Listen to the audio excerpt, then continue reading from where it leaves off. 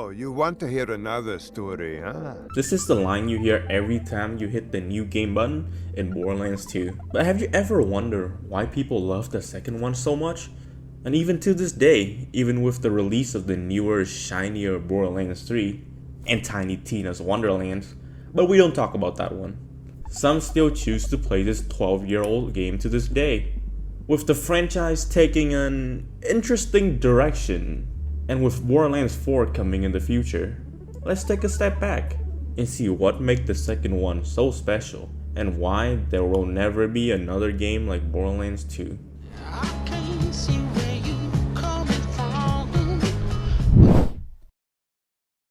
On September 18, 2012, Gearbox would release the sequel to the game Borderlands. Although being pretty well received from fans and critics, the game was still kinda low-key. It had a cult following, but was never really mainstream. But little did Gearbox know, Borderlands 2 would be their most successful game ever. Now, you probably heard this story a million times, right? Back in the days, me and my boys would go back from school, hop on Borderlands 2 and grind for hours until we fall asleep. Well, I sorta have the same story. 5 years ago, the summer before Borderlands 3 came out, it was Steam Summer Sale season, and Borderlands 2 went on a crazy sale. Like it was $5 for the game and every DLC, I think. Me and my boy were in high school, so we didn't have a lot of money back then. Normally, we would play free-to-play games like League or Dota. Every game that we had to pay for is just taking a huge risk. This is like choosing which stock to invest in. And after days of pondering, we pulled the trigger, and the rest was history.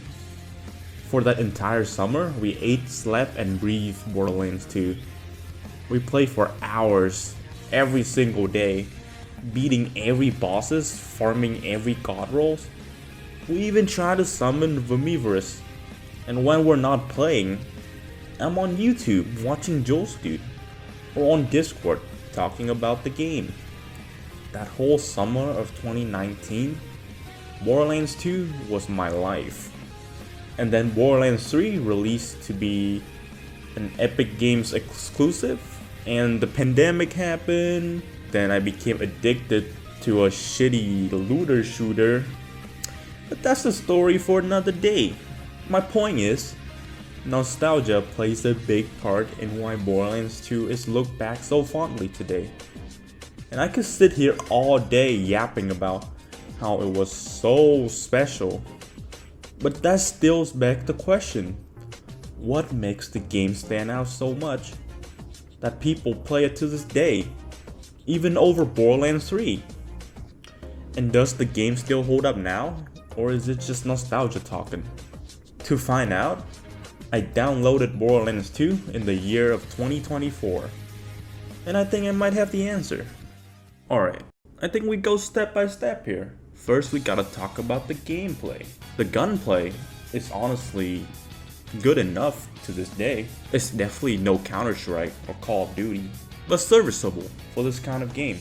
Sure, you won't get the best, most crispy hit registration, but enemies react when you hit them.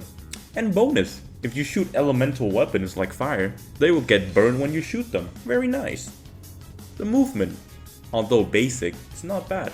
There are a few movement techs you could do, like grenade jumping or rocket jumping, but outside of that, it's just running, crouching and jumping. No sliding, no ground slam or whatever, right? But you do run pretty fast in this game. In combination with the mostly small and packed map design, makes for some really fast-paced gameplay. In Borderlands 3, look, I get that all your maps are pretty and you made all these new vehicle models, but why are all the maps so big? Like okay, on Pandora, I can kind of forgive it because it's always been like this barren desert, but like Promethea, you guys cook so hard with the visuals, but you just end up hopping on your vehicle riding from A to B for the gameplay. And don't get me started on Eden 6. Although compared to Borderlands 3, the gameplay definitely showed its age, I still feel like it has one clear advantage over the sequel in this department. Sure, Borderlands 3 might be the more polished look, with more movement text, more guns, more enemy types, but Gearbox, you guys need to tone down the visual effects, especially in the late game. Like, what am I looking at here? On the topic of visuals, let's talk about visuals. I gotta admit, this game does not look bad for being 12 years old. And the art style is doing a lot of heavy lifting here. With the comic style and bold outlines on models, you can tell me that this is an indie game that came out yesterday. I wouldn't bat an eye. Like I said, the style works really well for clarity in combat. You can see who you're hitting, who's hitting you, where your bullet is going. Although I certainly can't say the same for Borderlands 3, they did do a really good job implementing the old art style and modernizing it, especially all the new backdrops.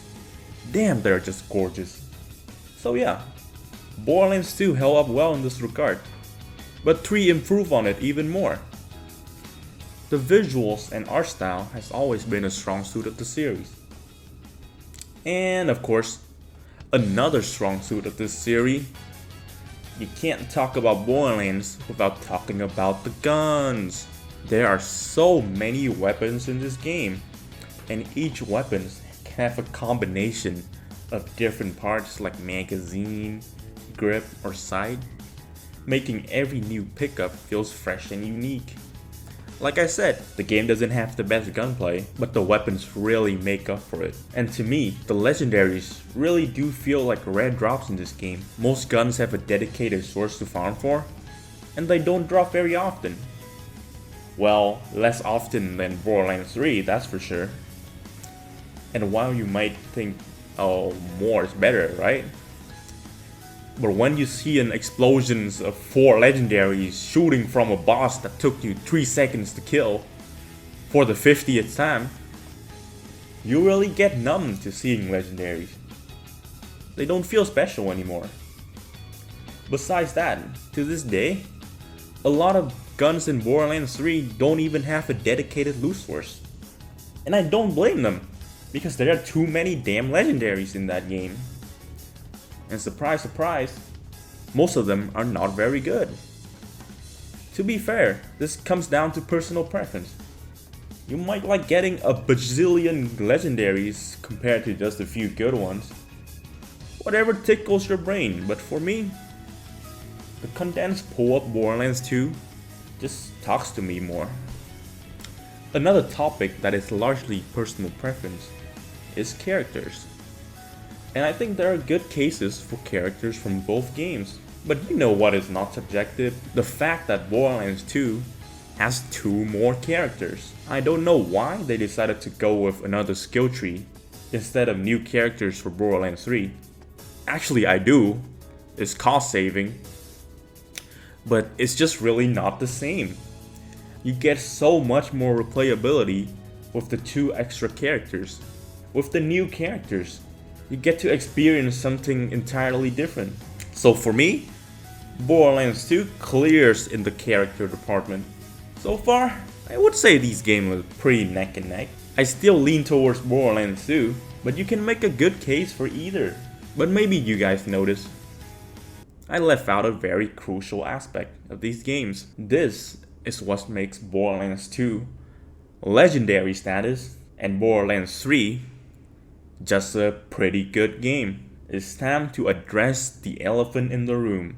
And that elephant is of course the story. Alright, I really should start this by saying it's personal preference. But I have literally never seen anyone say they like 3's story more than 2.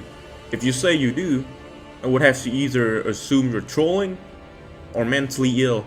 Look, there are a bazillion videos talking about how bad the story is in Borderlands 3.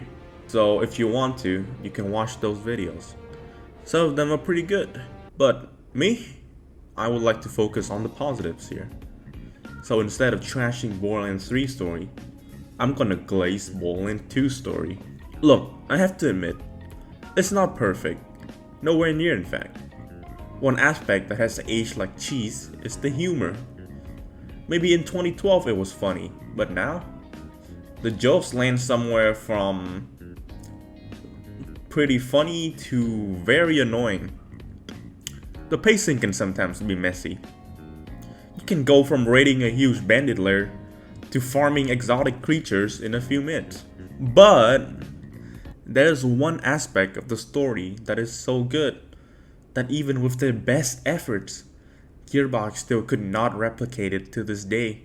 And the reason why I said there will never be another game like Borderlands 2 is because I think they caught lightning in the bottle with this one character. Of course, I'm talking about Face McShooty. Me in the face! In the face! Do it! Shoot me in the face! Face, face, face, face, face! It's Handsome Jack. Look, Sun Tzu once said, a story is only as good as its villains. And damn is that villain damn good. You start the game with this iconic cutscene of our Vault Hunters taking the train to Pandora to answer Jack's call for help. But surprise surprise, it was a trap. So we fight off heaps of robots, only to find Jack dummies strapped with explosives sending us flying. And as soon as Jack found out we're still alive, he constantly in our ear talking smack. At first, Handsome Jack seems like this cartoony villain, like comically evil type character. But later on, you learn a lot more about his backstory, how he was abused, how his relationship fell apart with his daughter. You start to feel for him a little, like he's still an asshole, but like, damn, I'm getting this character a bit. And then he talks about how he wants to civilize the Pandora's wasteland and to get rid of these bandits. You doubt him at first, but then you go to the city he built, Opportunity, and you think, damn, maybe he is up to something. His methods might be brutal and inhumane, but does the end justify the means? Well, at the end of the game, you finally meet Jack face to face. You defeat him and the warrior he summoned with the vault key. In his last moments, he still believes he's the good guy, and we're just a bandit. The road to hell is paved with good intentions. It's sad to me how Gearbox fumbled so hard with Borderlands 3 story. Like, it got the potential. They got every building blocks for a good story. Their villains look interesting. They have great existing characters from their last games. And I think there are so many things they could do with the universe as a whole. The story aside, combining every aspect of the game, I think Borderlands 2 is just more of a complete package. It's constantly good in every aspect.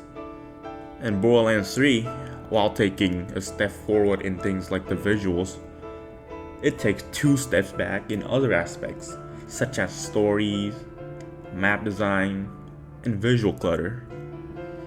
With the recent release of Tiny Tina Wonderlands and New Tale from the Borderlands, I don't think Gearbox has it in them to make a game as good as Borderlands 2 again. It feels like they're taking the series in the direction me and most fans don't want to see.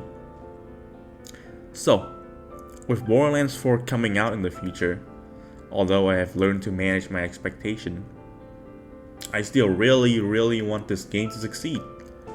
At the end of the day, I'm still a big fan of the franchise, and I would love to be proven wrong. Hey, if you enjoyed the video, then a subscribe would be greatly appreciated. I stream various games on this channel every day. Come hang out. That's about it for me. Hope to see you guys in the next one.